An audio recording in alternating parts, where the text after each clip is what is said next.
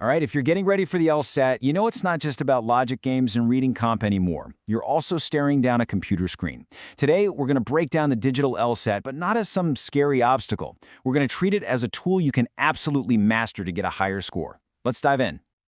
Look, if the thought of swapping your good old pencil and paper for a mouse and a screen makes you a little nervous, you are definitely not alone. It's a big change, but all that anxiety you might be feeling, we're going to channel it. We're going to turn it into fuel for what's next. Because here's the secret. Getting good at the digital interface isn't just about not messing up technically. It's about turning the whole format into your secret weapon. The goal is to be faster, more efficient, and way more confident than anyone who's still wishing it was a paper test. So here's our game plan. First, we're going to get our mindset right.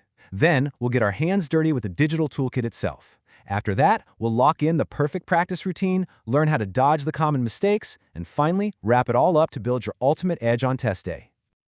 First things first, let's completely change how we even look at this digital test. The idea here is to stop seeing it as a hurdle and start treating it like a powerful partner in crime. This slide right here really gets to the core of it. You basically have two choices. You can have the barrier view, where the screen feels clunky, weird, and slows you down, or you can adopt the toolkit view, where every single feature is a tool built specifically to make you more efficient. Just making that mental switch, that's the first real step to owning this test. Okay, so with that new mindset locked in, it's time to pop open the toolkit. And don't think of these as just some random buttons. No. This is your control panel, and every single feature is there to help you crush it. So these are your main instruments. You've got tools for marking up text, for jotting down notes, for managing your questions, and for zipping around the exam. But just knowing they exist isn't going to cut it. Let's really dig into how to master the most important ones. The highlighter is super powerful, but you've got to be smart about it.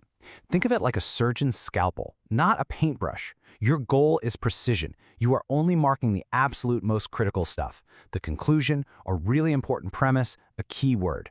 Like the slide says, if you highlight everything, you've actually highlighted nothing. Okay, the annotation tool. This is your new digital margin for all those scribbled notes. And what's interesting here is that it kind of forces you to be efficient. You just don't have time to write out full sentences. So start practicing your own personal shorthand. Think symbols, acronyms, anything that lets you capture a thought in a second. Flagging. This might honestly be the biggest strategic weapon in the whole arsenal. It's your get-out-of-jail-free card for a ridiculously hard question. And that pro tip on the slide about a flag hierarchy, that is pure gold. It means you know the difference between a flag that says, I need to come back here if I have time, versus one that says, I'm pretty sure, but I just want to double check. It's all about strategic time management. This slide just lays it out so perfectly, doesn't it?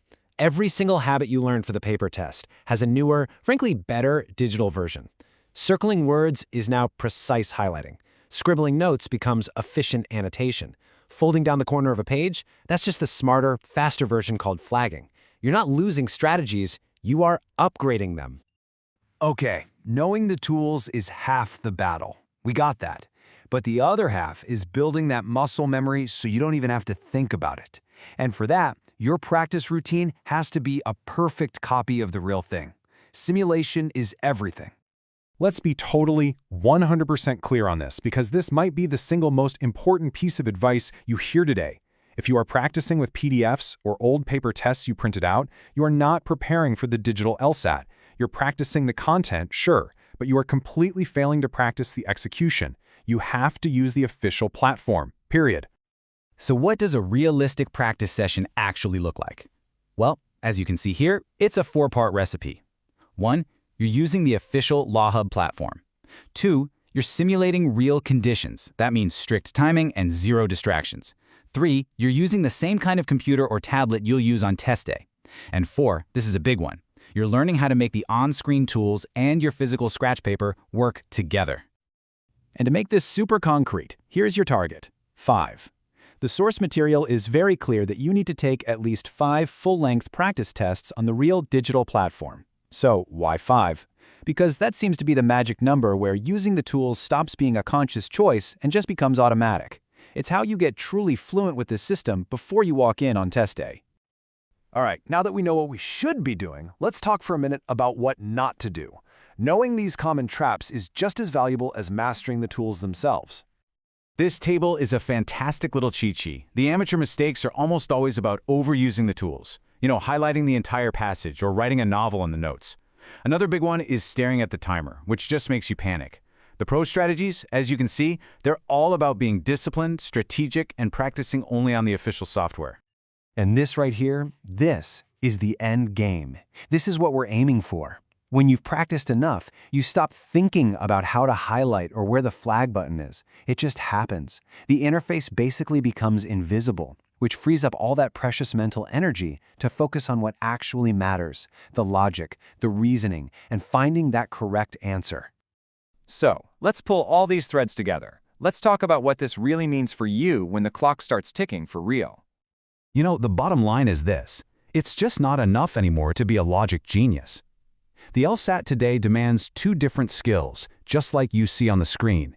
You absolutely need that classic logical mastery, but now you have to pair it with technological fluency. The people getting those top-tier scores, they've mastered both. So I'll leave you with this question on the screen. We've gone over the mindset, the tools, the practice, and the strategy. The only thing left to do is, well, do it. So how are you going to use this toolkit to start building your confidence for test day? What's the one thing you're going to change starting right now to turn this digital test into your personal advantage?